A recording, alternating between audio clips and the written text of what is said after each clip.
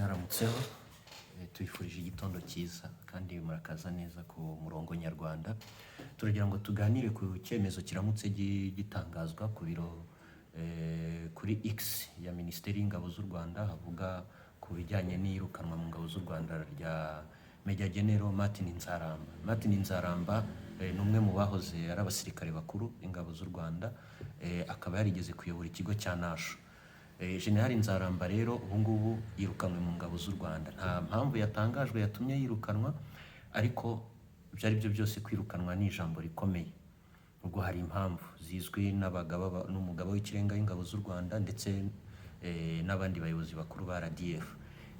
General Nzaramba rero ni umusirikare mukuru wayoboye ikigo cya Nasho. Nasho ni mu karere ka Kirehe. Ni ikigo abantu bose bashaka kujya mu ngabo z'u Rwanda babanza gucamo, bagatozwa, bakigishwa indangagaciro zizabaranga muri ako kazi baba bagiye gukora, kugira ngo birumvikana yuko ni n'ikigo kibakuramo ubusivili kikabinjizamo igisirikare. Ni ikigo rero cy'ingenzi ku muntu wese uri cyangwa ushaka kuzajya mu ngabo z'u Rwanda. General Nzaramba rero ni umugabo wavutse mu 1967, avukira ahitwa Mpigi muri Uganda. Yari yarahungiye we n'umuryango we, ibyo ari byo byose yari muto cyangwa se yari ataravuka, ariko naho ngaho yakuriye mu bwana bwe. Yagize birumvikana nk'umujenerali, ari mu bagize uruhare mu kubohora u Rwanda. Ibyo rwose turabimushimira nk'abanyarwanda tubayeho neza dufite amahoro, tumushimira ko yagize uruhare mu gutuma u Rwanda rumeze uko rumeze ubu ngubu. Ni ikintu cyo kumushimira. Nyuma yabyo rero yahawe inshingano zitandukanye mu ngabo z'u Rwanda, harimo n'ibyo twavugaga mu kanya by'uko yayoboye Nasho. Ariko rero muri iryo tangazo rya Minadef ntago havugamo ko ari General Nzaramba wenyine wirukanwe, harimo na Colonel Dr Etienne Uwimana.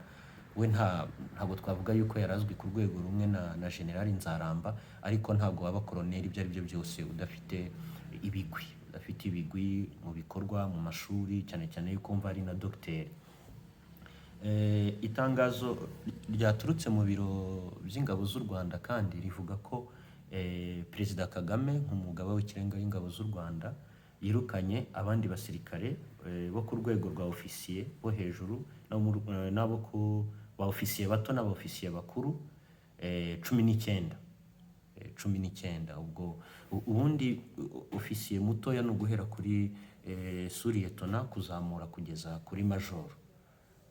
Guhera kuri liyetona koloneli kuzamuka baba babaye ba ofisiye bakuru. Ariko ubwo ba ofisiye bakuru nabo iyo ugeze ku rwego rw'abajenerali bawinjiye mu rwego nyine rw'abajenerali.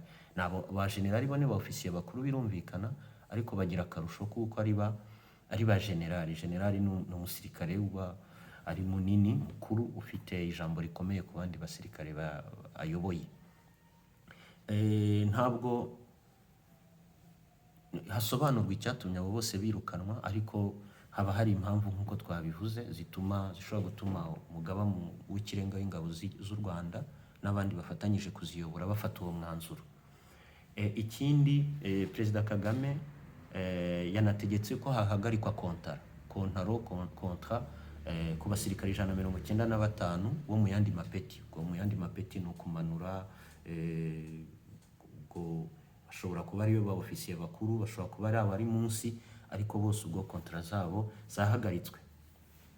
Ubwo kandi iki cyemezo gitangajwe muri iki gitondo mu gihe ejo kuwa kane mu masaha asa n'aho yicumye, Perezida Kagame nk'umugaba w'ikirenga w'ingabo z'u Rwanda yaganiriye n'abayobozi bakuru bazo. Ubwo harimo umugaba wazo n'abandi bagaba mu yindi mitwe yihariye y'ingabo z'u Rwanda. Ubwo imitwe yihariye y'ingabo z'u Rwanda cyangwa se imitwe y'ingabo z'u Rwanda itandukanye, harimo izirwanira ku butaka, izirwanira mu kirere, hakabamo n'umutwe ushinzwe ubuvuzi uherutse gushingwa, uyoborwa na Major General Ephraim Rurangwa. Hakabamo umutwe w'ingabo zishinzwe kurinda umukuru w'igihugu n'abandi bayobozi bakuru witwa Republican Guard.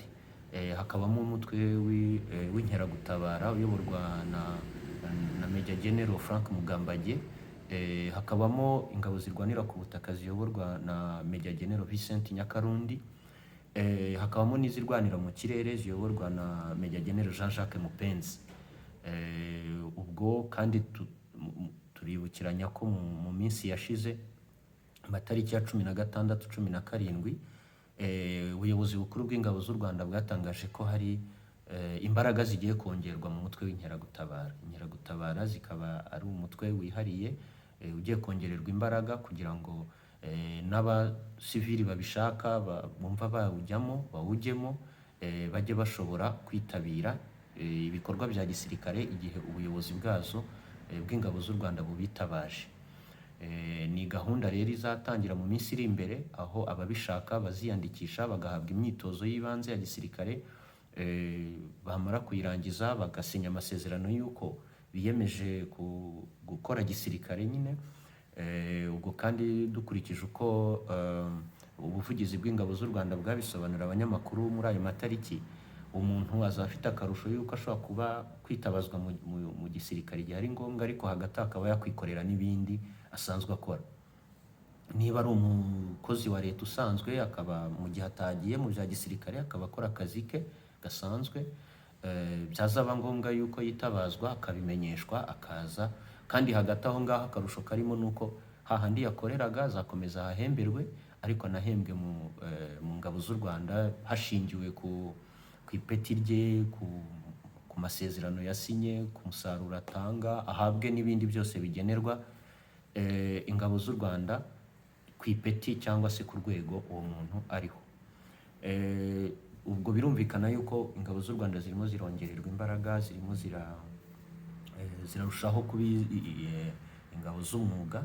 Ibyo byose kandi tukaba tubikesha umukuru w'igihugu nyakubahwa Paul Kagame, uba ugira ngo u Rwanda rube ari igihugu gifite ingabo zikora kinyamwuga, zifite imbaraga, ibikoresho, ubumenyi, byose bigamije kugira ngo umutekano w'Abanyarwanda ube ari umutekano usesuye, kandi nabo bagizemo uruhare kuko urumva ni Abanyarwanda birinda, nta wundi uzaza kubarinda.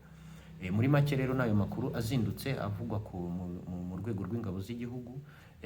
Ibindi uko tuzajya tugenda tubimenya tuzajya tubisangiza abakunzi b'umurongo nyarwanda, kandi tubashimira yuko mukomeje kureba ibiganiro tubagezaho.